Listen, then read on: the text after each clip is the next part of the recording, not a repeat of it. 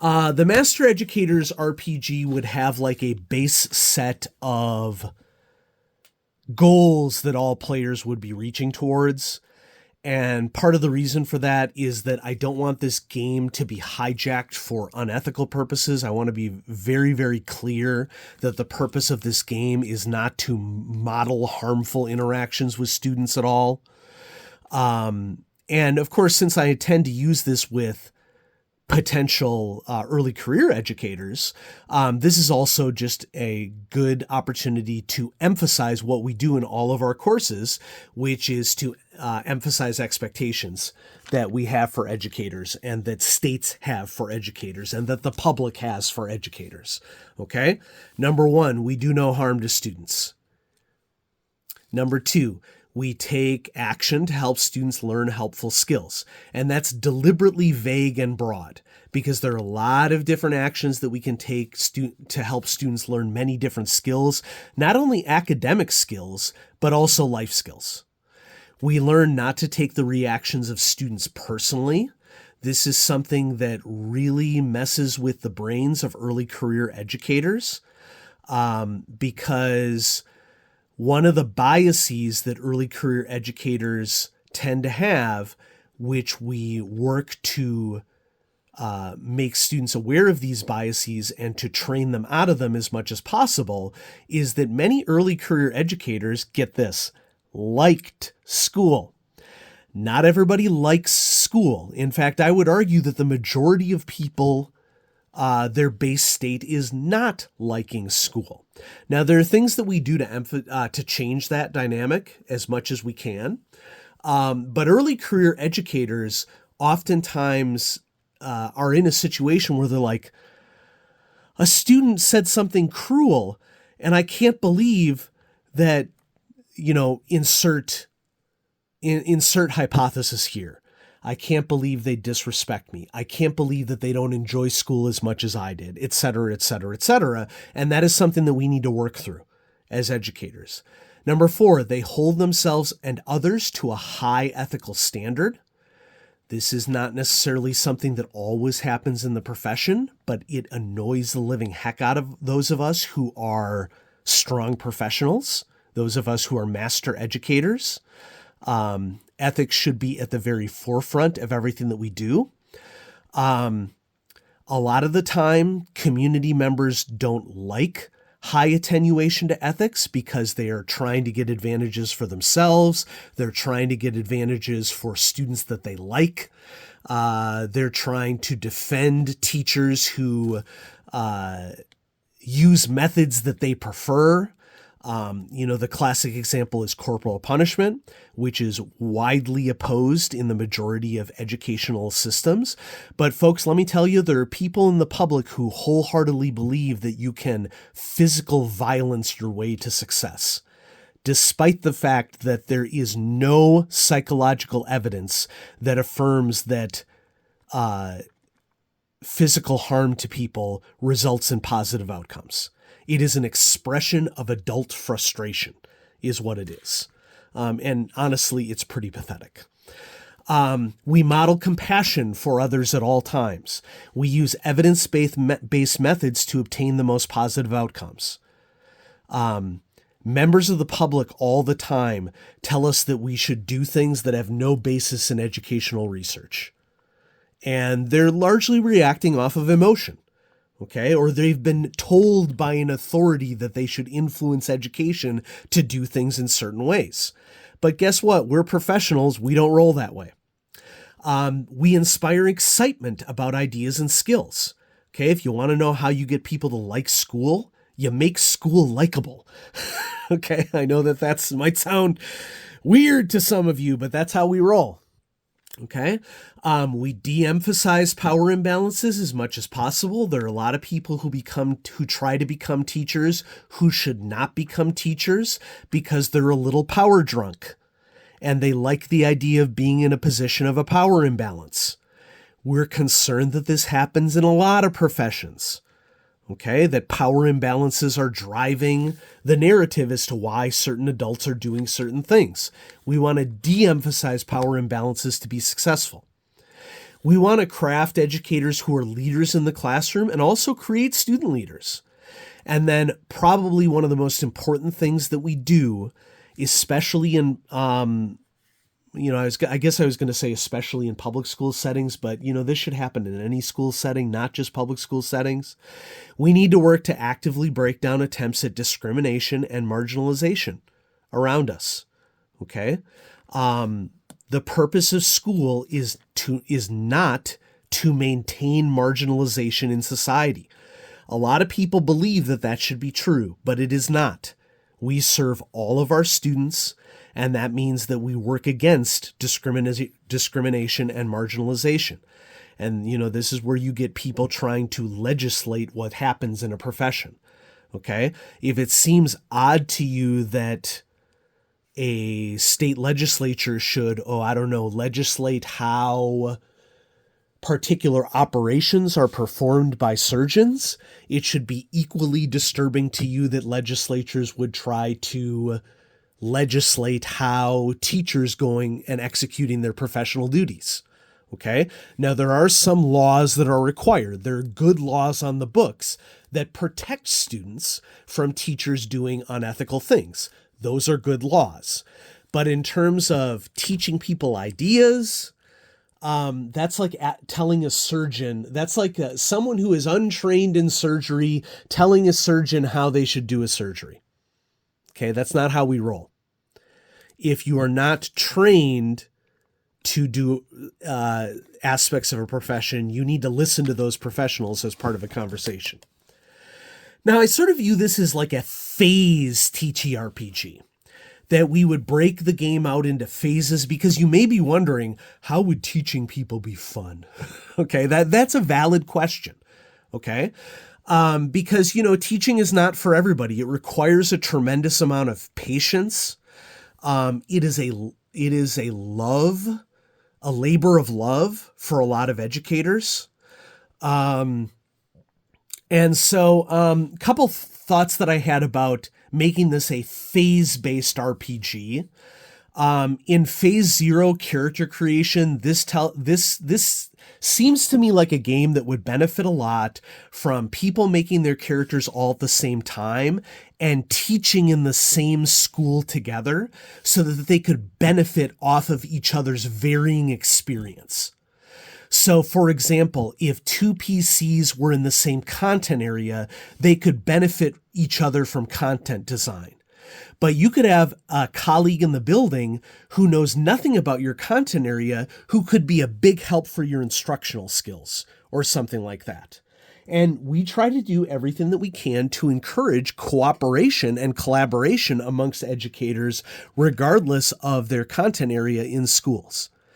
I imagine there needing to be an investigation phase in which you would get your roster of students in your classroom, and you'd only have one classroom under these circumstances. Obviously, it is typical at the primary grades that most teachers would be assigned a single classroom of students that they would have all throughout the year. For secondary schools, we would expect to have multiple classes, but we would probably hand wave that in a role-playing game of this nature, just so that we wouldn't bog the game down. But, it's useful for the public to understand that there are a lot of logistics involved with managing huge rosters of students.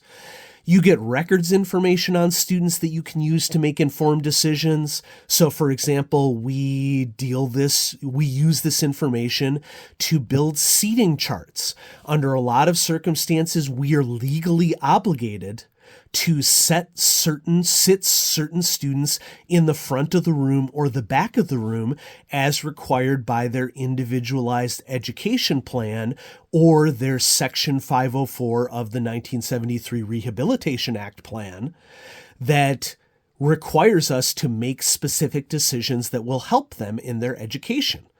Maybe you didn't know that was an aspect of education. Now you do. Okay?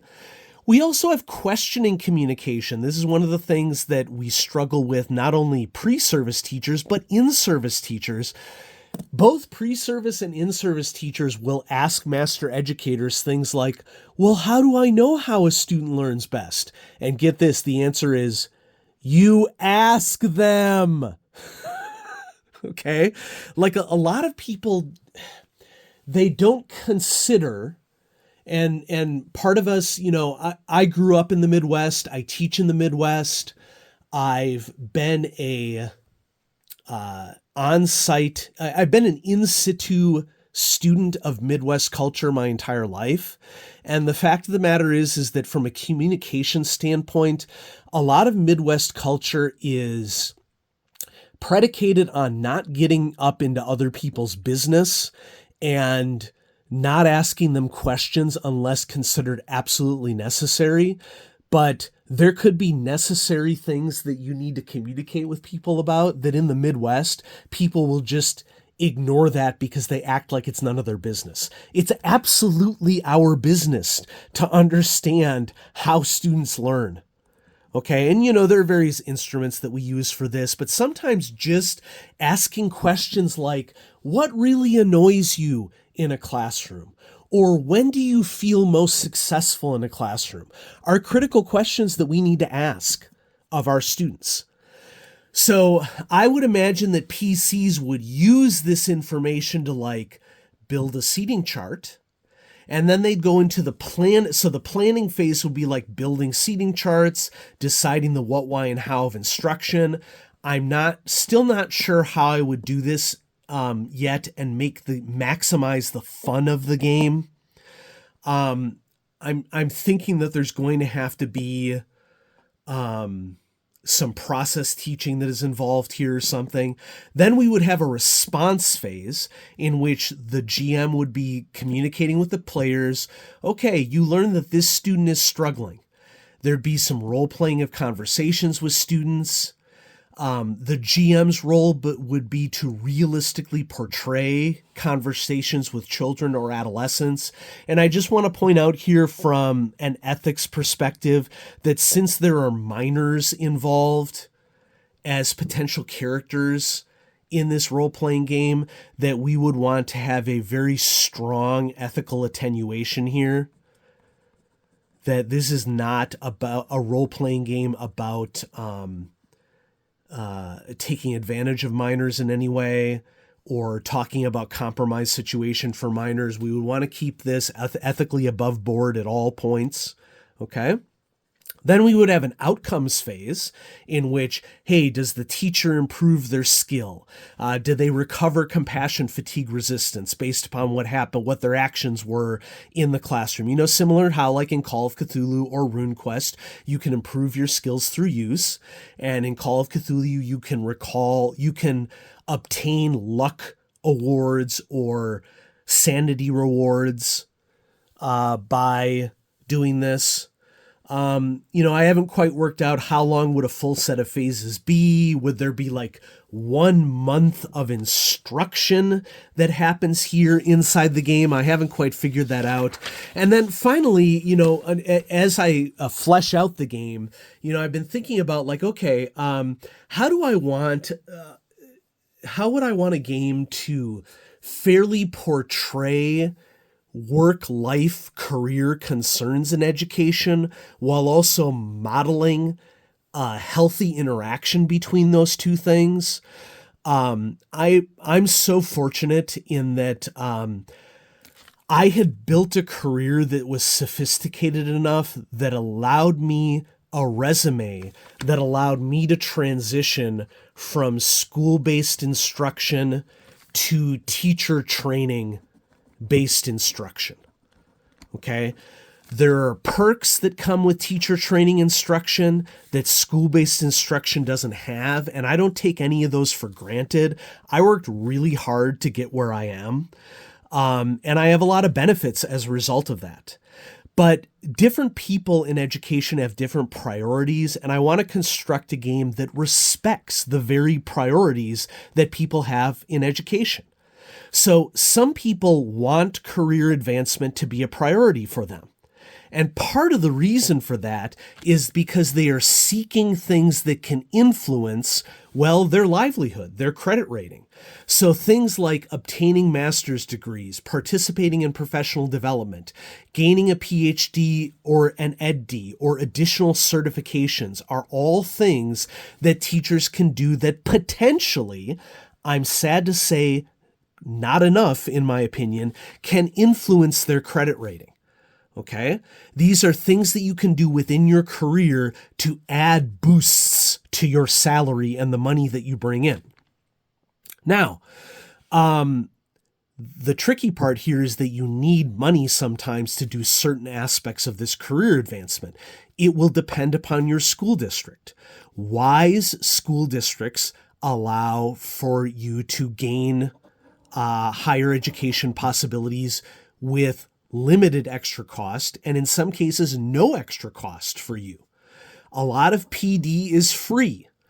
Sometimes you can pursue extra certifications at little or no cost to you. I mean, we would also, include something like national board certification as part of this. Now, tricky thing here. With issues of money brings stress, and that can influence people's life balance. Okay? Life balance, like making decisions to do like fun side hustles outside of school, or being paid for extracurriculars that teachers really enjoy, are examples of things that can positively contribute to credit rating as well. Now, if you have life balance as an educator, which this is the main way that my life improved by transitioning from school-based learning to teacher training, I do want to mention that I'm still spending a ton of time in schools because as a teacher training, I am helping candidates in situ as they are within schools, understanding how students' brains works, what their areas of stress are, etc. So it's not like I've been required to completely leave this situation. But from a teacher training perspective, it has helped me tremendously in my life balance. Now, when you have a balanced life, that is reduced time for career advancement. Okay? You just don't have as much time to advance your career. Some people very much prefer this because they want to have kids, they want to have a family, or they have some other personal priority that is none of our darn business that they want to pursue. Maybe they have a hobby they're pursuing, like role-playing games, for example. And so that is acting as a time sink against career advancement. And of course, career advancement can also count as a time and stress sink on life balance. So this triangle here, this is something that I should be showing in my courses, honestly, especially in my graduate level courses. So yeah, I need to replicate this in my teaching. But this is an example of something that would be a component of a role-playing game like this. Now, this is a ridiculously long video. Okay. Folks, I know that you didn't, maybe you clicked out of this just out of morbid curiosity, because not everybody wants to watch a 67-minute long video about building a role-playing game. But since I know that some of you are interested in role-playing design, I wanted to showcase for you how I, as a professional, would want to translate my professional work to a role-playing game as a potential tool of showcasing the profession to other people. Okay, and yes, this is just an alpha version of things. I may ultimately develop this officially for the BRP rule set. Please don't steal my work. I'd really appreciate that. We have the evidence right here, and I'm going to maintain that evidence, just FYI, that I've had this. But give me critical feedback from a game design standpoint in the comments below. Constructive critical feedback, please. Okay. please don't give critical feedback on education or the professional stuff, okay? Because you're just wasting everybody's time. Okay, I'm a professor at a university. You're not going to convince me that my research-based strategies are somehow worse than what you as a layperson know. Okay, you're just wasting time by doing that. But I am interested in game criticism here in particular, because one of the challenging lines here is, how would we make this role-playing game fun without it becoming bogged down in minutia? Now, I understand that there's some of you in the audience, perhaps many of you, that are not into investigative role-playing or skill-based role-playing or social-based role-playing, okay? If the fact that this is a no hit point game is immediately a no for you, maybe you commenting isn't necessary, okay? There's no point in you commenting saying, I don't like social-based games. Okay, great. It's all you. I support you. Okay. You're not doing anybody any favor by telling me that you don't like the type of game that I'm designing here. I'm asking, within the context of this game, what do you think could be pressure points for the fun? What might I need to dial back a little on? What might I need to add more structure to, especially when it comes to like the phases here? From a game design standpoint, that is more what I'm interested in. And so if you've made it this far, I appreciate it, and I don't take it for granted. I don't expect a lot of people are going to make it an hour and 10 minutes into the video. But if you like just musing about game design and have made it this far, just know that I appreciate you. Because, you know, there are people that are really into game design and are really interested tackling problems of game design based upon their goals. And so if you stuck around, if you had this audio playing in your car or something, as you were driving or something, I really appreciate you commenting on what you think about this from a game design perspective. And thank you so much for watching. Thanks again to Chaosium for providing me this copy of Basic Role-Playing Universal Game Engine, because it is helping me to further my professional practice as well. And I greatly appreciate that. And I salute Jason and Steve and everybody at Chaosium for allowing us to play within this game engine. Thank you so much, everybody. Have a great day. Bye-bye.